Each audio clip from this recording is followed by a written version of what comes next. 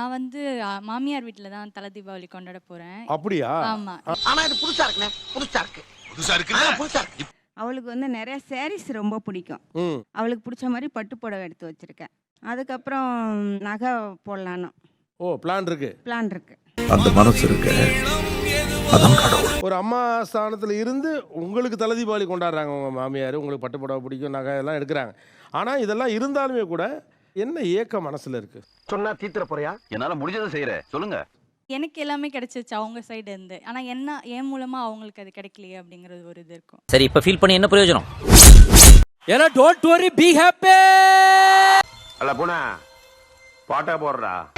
எங்கள் வீட்டில் எல்லா நாளும் காத்திரி.